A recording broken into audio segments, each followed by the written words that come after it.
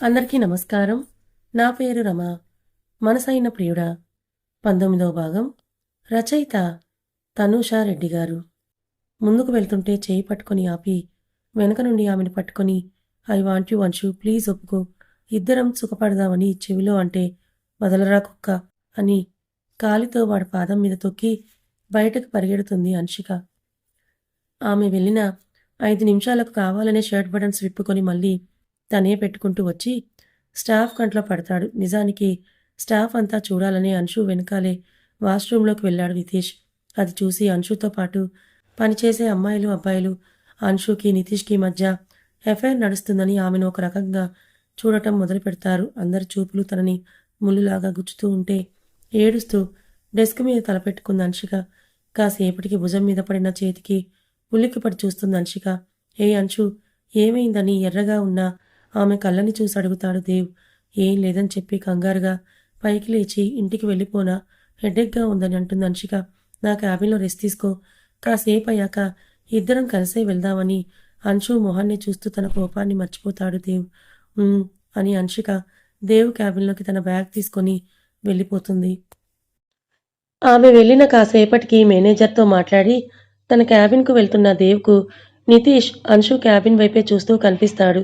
ఎదురుగా వచ్చిన దేవ్ను చూడకుండా అంశు ఉందేమో అతను చూస్తూ ఉంటే, ఏం చూస్తున్నావురా ఇక్కడ అని టేబుల్ మీద అరచేత్తో కొడతాడు దేవ్. ఉలిక్కిపడి టెన్షన్ పడుతూ, ఏం లేదన్నయ్య, ఊరికే చూశానని వాడు అంటే సూటిగా వాడి మొహాన్ని చూస్తూ తన క్యాబిన్కు వెళ్ళబోతూ స్టాఫ్ చెవులు కొరుక్కోవడం గమనిస్తాడు దేవ్. అంశిక ఫేస్ వాష్ చేసుకొని బెడ్ మీద పడుకుంటుంది. కానీ ఇందాక నితీష్ పట్టుకున్నదే గుర్తుకొస్తూ ఉంటే తన శరీరం మీద తేలు జరలు పాకిన ఫీలింగ్ కలుగుతుంది. ఆమెకు వర్క్ కంప్లీట్ చేసుకొని అంశు కోసం వచ్చిన దేవ్కు కళ్ళు తెరుచుకుని ఏదో ఆలోచిస్తూ అటు తిరిగి పడుకున్న అంశిక కనిపిస్తుంది. వెనుక నుండి చూసిన దేవ్ బెడ్ మీద వాలి చేతులను ఆమె నడుము చుట్టూ పోనిస్తాడు. ఉలిక్కిపడి దేవుని నెడుతుంది అంశిక. ఏ పాగల్, దెయ్యం పట్టింది నీకు అని విసుగ్గా మొహం పెడతాడు దేవ్. సారీ, నువ్వలా సడన్గా హక్ చేసుకునేసరికి భయం వేసింది అని అంటుంది అంశిక. దేవ్ బెడ్ దిగి వెళ్తూ ఉంటే అతని చెయ్యి పట్టుకుని ఆపుతుంది అంశిక.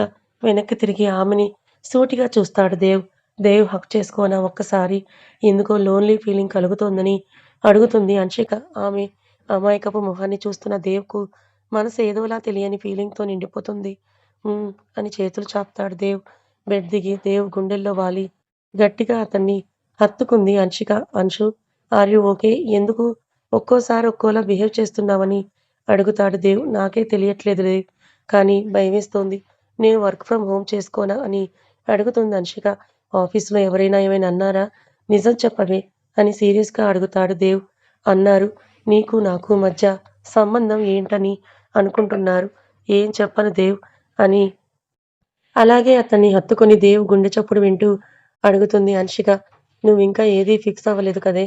నాకు ఓకే చెప్పి నా గర్ల్ ఫ్రెండ్ అని చెప్పు అని అంటాడు దేవ్.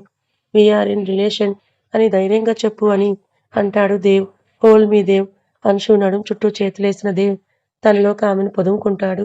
నిమిషాలు గడిచిపోతున్నా దేవ్ స్వాంతనలో ఆమెకు ఉన్న అన్ని భయాలు పోతూ ఉంటే అంశుకు ధైర్యంగా ఉంది. అన్నయ్య అని తలుపు దగ్గర సిగ్గు లేకుండా ఇద్దరిని కోపంగా చూస్తూ ఉన్న నితీష్ పిలిస్తే దేవ్ వెనక్కి తిరిగి చూస్తాడు.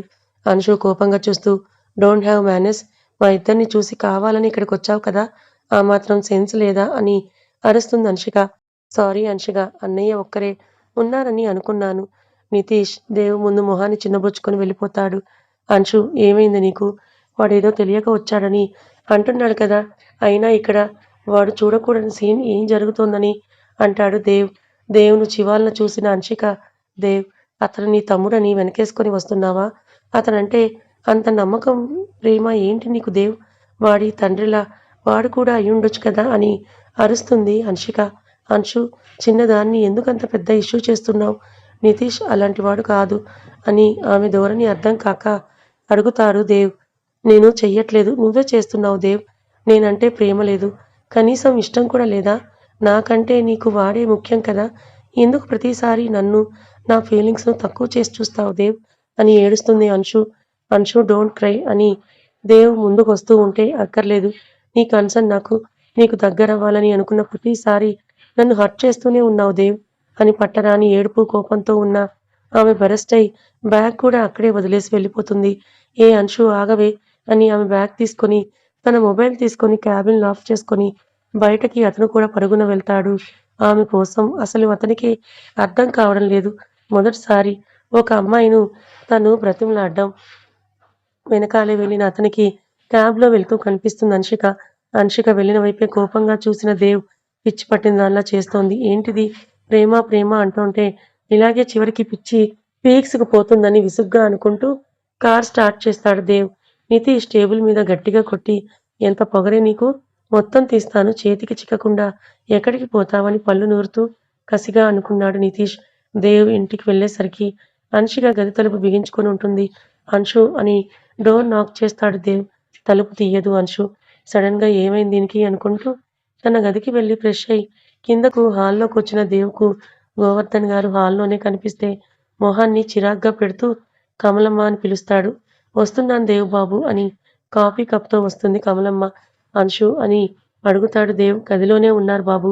పిలిచాను. తలనొప్పి అని డిస్టర్బ్ చేయకని అంది దేవ్ బాబు అని అంటుంది కమలమ్మ. డిన్నర్ వరకు చూసిన దేవ్ హన్షిక డిన్నర్ టైంకు జుట్టును ముడిపెట్టుకుంటూ హాల్లోకొస్తుంది. హన్షిక ఎలా ఉందమ్మా ఇప్పుడు? తగ్గకపోతే చెప్పమ్మా. డాక్టర్ని ఇక్కడికే పిలిపిస్తానని అంటారు గోవర్ధన్ గారు. It's okay uncle. టాబ్లెట్ వేసుకుంటే అదే తగ్గుతుందని దేవ్ వైపు చూడకుండా ప్లేట్లోది కడుపులోకి వేసి వెళ్ళిపోతుంది హన్షిక. తింటున్న దేవ్ మధ్యలోనే చెయ్యి కడిగేసుకుని హన్షిక గదిలోకి వెళ్ళి అంశు అని చేయి పట్టుకొని లాగి గట్టిగా హత్తుకుంటాడు. దేవ్ వదులు అని చిరాగ్గా అంది హన్షిక.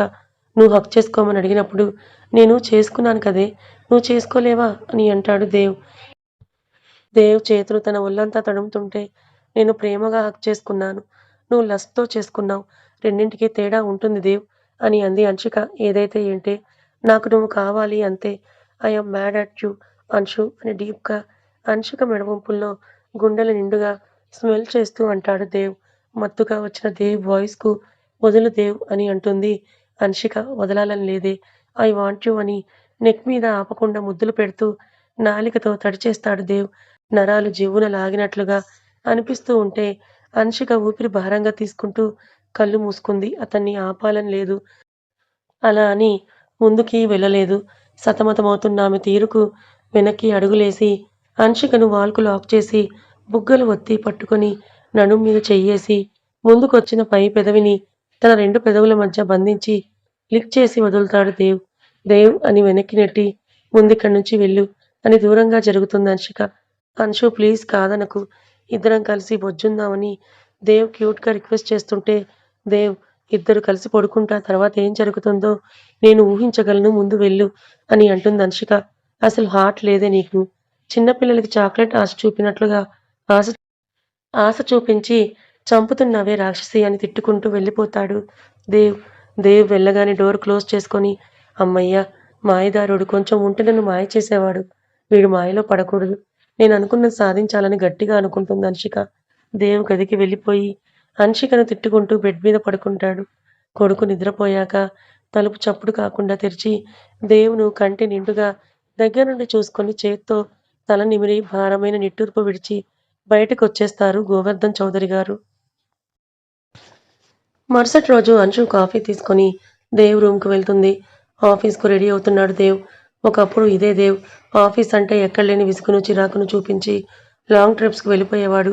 ఇప్పుడు ఆఫీస్‌కు బుద్ధిగా వెళ్తున్న అతన్ని చూసి నవ్వుతుంది హన్షిక. అంశుని చూసి ఎందుకే నవ్వుతున్నావని దేవ్ హన్షిక వైపు తిరిగి చూస్తూ అడుగుతాడు. దేవ్ ఏమీ లేదు కాఫీ అని కప్‌ను ముందుకు చాపి అంటుంది హన్షిక. కప్ తీసుకొని సిప్ చేస్తూ నిన్ను చేసుకునేవాడు మోస్ట్ లక్కీ అంశు.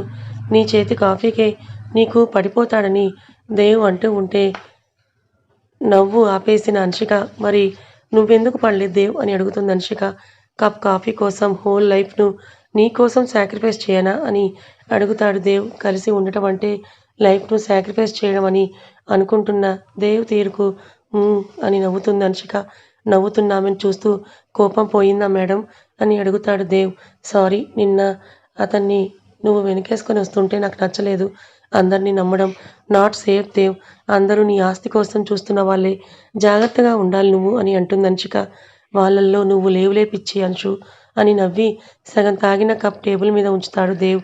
ఆ కప్ని తీసుకున్న అంశిక తాగుతూ సోఫాలో కూర్చుంటే అద్దంలో నుండి హెయిర్ను వేళ్లతో సెట్ చేసుకుంటూ నా ఎంగిలి ఎందుకు తాగుతున్నావని ఆమెని చూస్తూ అడుగుతాడు దేవ్.